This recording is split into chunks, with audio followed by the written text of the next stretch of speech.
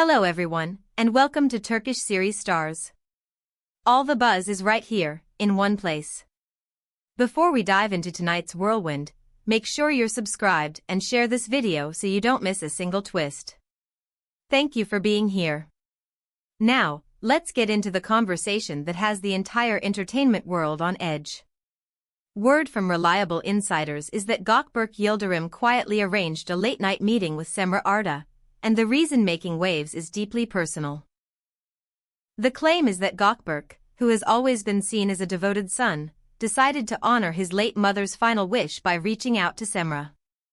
Friends close to the actor say the words he repeats to himself, words he heard years ago during a difficult time, are simple but heavy: follow what your heart tells you, and never let fear decide in your place. Those words, once just a gentle reminder, have become a call to action after his loss. And that call, they say, led him to send a message to Cemre, discreet, measured, sincere, and to set up a meeting no one expected to actually happen. They chose a small cafe tucked into a quiet Istanbul neighborhood, the kind of spot that doesn't beg for attention. Staff were reportedly instructed in advance to keep everything off the record. The two were guided into a private back room away from prying eyes, and they stayed there for roughly 2 hours. No grand entrance, no flashy exits. Just a deliberate effort to avoid being seen together before they were ready to face the noise. Inside that room, according to whispers from people who work there, the air was thick with old tension and unspoken history. Yet it wasn't all heaviness. There were moments of laughter, those awkward giggles that show up when two people are relieved to finally speak plainly. Cemre, who arrived with a reserved composure, seemed to soften as Gökberk opened up about his mother. About memories he'd pushed aside, and about the regret of things left unsaid. The tone shifted. What began as a cautious exchange slowly turned into something warmer. They revisited misunderstandings that had fueled the distance between them. Decisions made in the frantic rush of fame. Words taken out of context and magnified online. Times when pride won and patience lost. People familiar with the meeting say they didn't try to solve everything in one sitting. Instead, they aired out the air itself. Cemre apparently asked direct questions, the kind she's known for, and Gökberk answered without running away from the hard parts.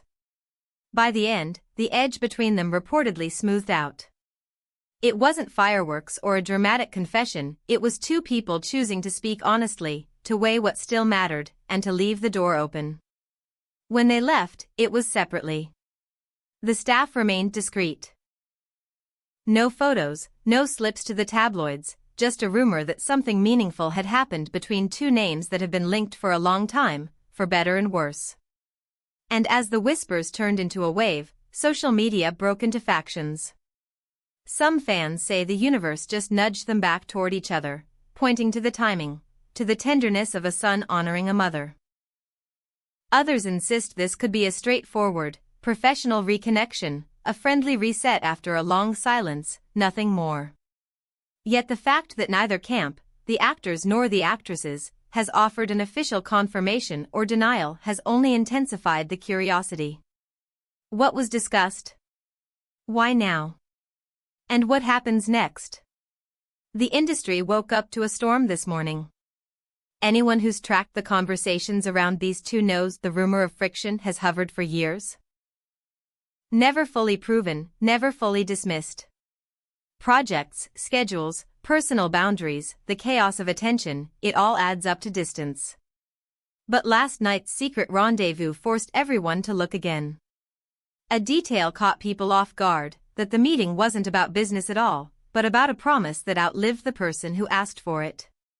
The story goes that during his mother's illness, the guidance that shaped Gökberk's choices was simple: don't let unresolved feelings become permanent. Face what lives in your heart. Don't postpone the moments that could bring you peace. And as he grieved, those words became more than sentimental, they became instructions he couldn't ignore. If that is true, then reaching out to Cemre was the first step in a personal reckoning. Not a spectacle, not a headline stunt, just a move to honor a memory and clean the slate with someone who had once mattered more than the noise allowed them to admit. Sources describe the cafe as dimly lit, with muted music and a back entrance that exists for exactly these kinds of nights. Both arrived separately, were led through different paths, and sat across from each other at a small table. There's talk that a moment came when Cemre's eyes glossed with tears, not of weakness, but of relief and sympathy, as she listened to stories about a mother who had, in her own quiet way, shaped this meeting. They spoke about the past in clear terms, acknowledged the gap between them now, and shared how life looks from both sides of the same spotlight. A few times they laughed at the absurdity of the rumors that had followed them for months, rumors that turned strangers into storytellers and friends into skeptics. By the end of the meeting, tension reportedly melted into a gentler energy. No one says they left with a grand plan, but the phrase "next time" was mentioned. They said goodbye with something close to a smile, and something that resembled respect. That detail, small and almost domestic, is what fans latched onto as the sun came up.